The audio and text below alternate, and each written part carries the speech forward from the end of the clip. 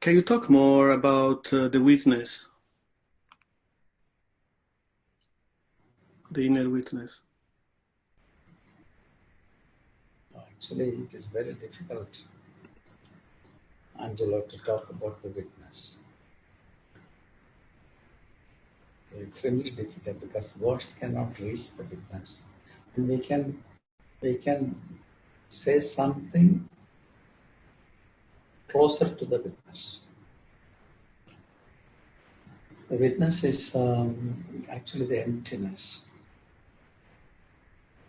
and from where everything came into being.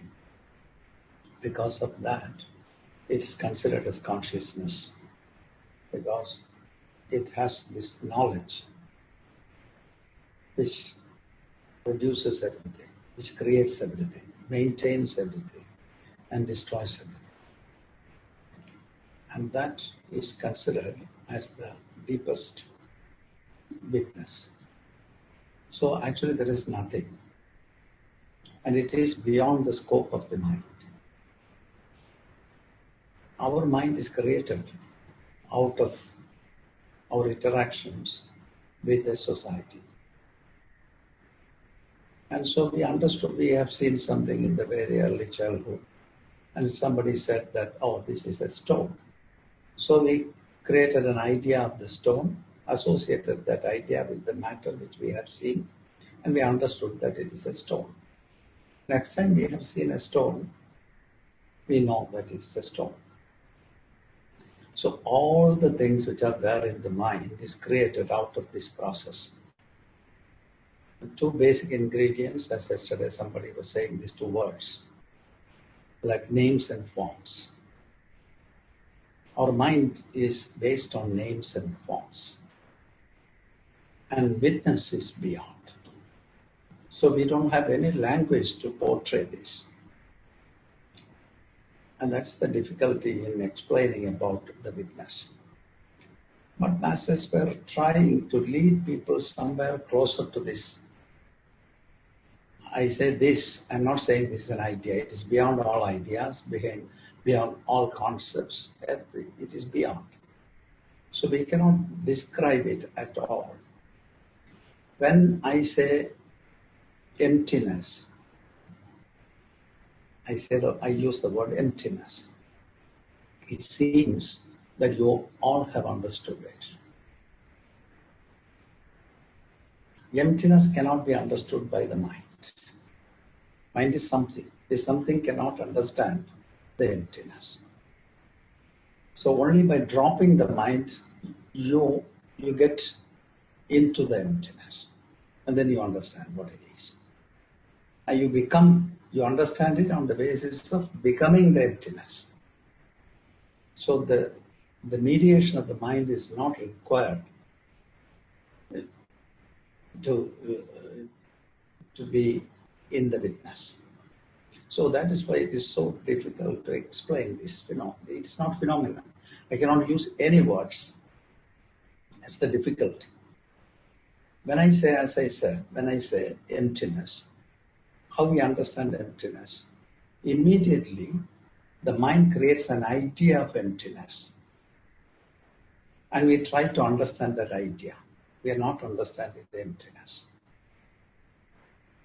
But we create an idea of emptiness and then we feel that I understood. So we are satisfied. All these understanding needs to be dropped, including the mind, to be the witness. So for that we are trying something. No tools can take us there. But we are working with the mind, taming the mind, suggesting few things to the mind, and finally we give the suggestion to drop the mind, and the mind may take it. And if it takes it, the mind is dropped, and then you cannot explain what it is, because it is beyond all kinds of explanations. So the masters, old Indian masters, they were trying to explain this. Every time a master tried to explain it, what happened to them was they failed. And then they regained their calmness by using these three words, Om Shanti, Shanti, Shanti. When they try to explain, there happen some vibrations in the mind.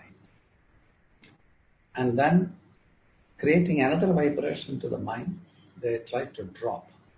That's why they almost all the mantras ends with the Shanti mantra, which is Shanti, Shanti, Shanti.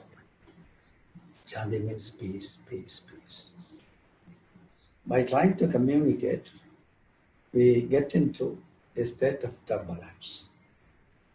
And then that is recognized that I am in the state of turbulence, and then drop it. Regaining. All words are failing now. It's very difficult to use words. And then you are the emptiness. There is no more words. There is no more explanation. Nothing can portray it. But the masters have said to lead you somewhere closer to that. And so they said, it's everywhere. It is near and far off. It cannot be wet by water. It cannot be set fire with fire. You cannot cut it. You cannot destroy it. It is there always. It is everywhere and nowhere. And it's provoking our mind to explore it, and finally the mind understands that I cannot do this. And the mind fails. When the mind fails, it drops. Then you are. So everything, all the books which we read, or all the teachings which we hear, are not really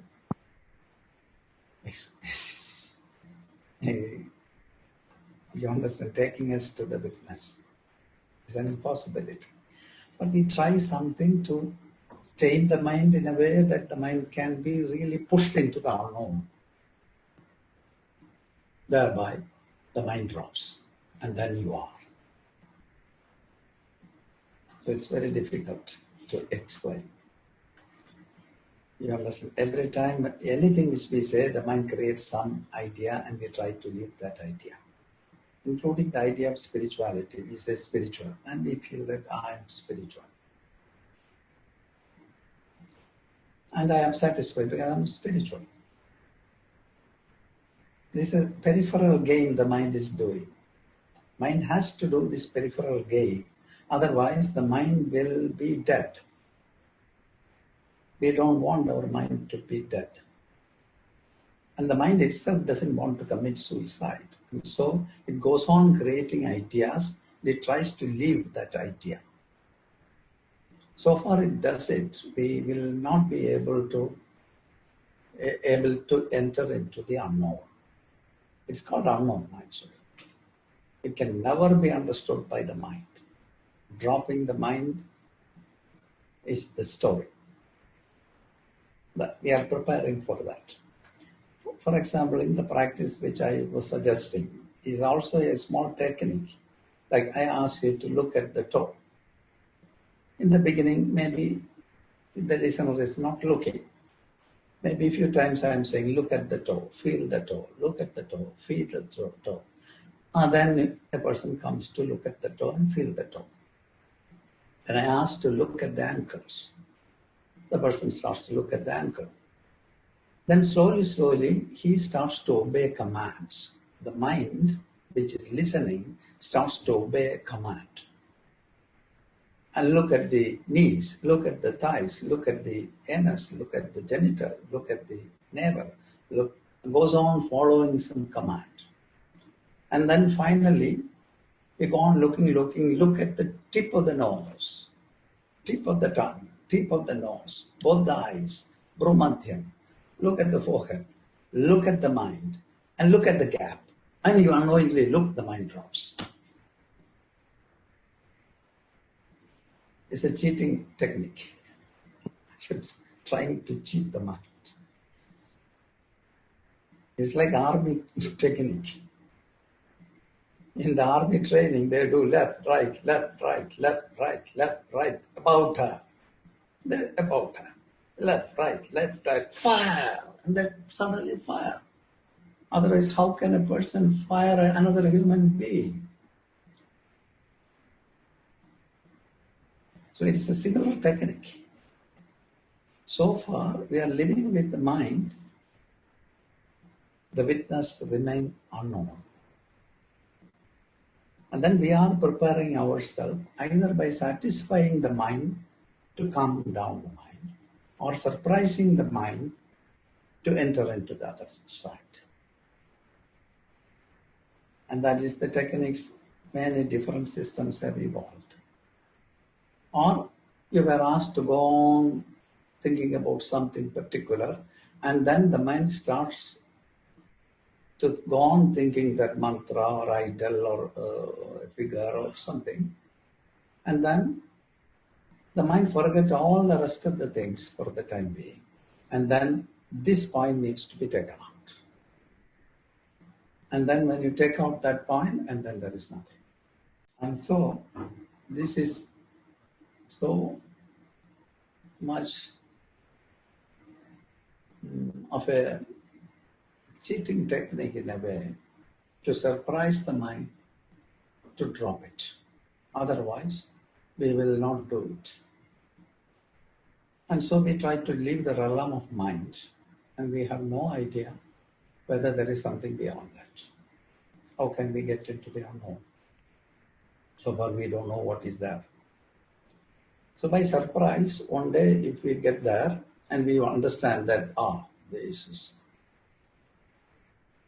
and then you may remain there. It will become easier for the person. So words are very limited to explain the unexplainable. So it is called the unexplainable. So all the attempt which a person is doing to explain will lead the person to a state of restlessness. And then to regain, they say, Om Shanti, Shanti, Shanti. And stops. Thank you. I am unable to explain.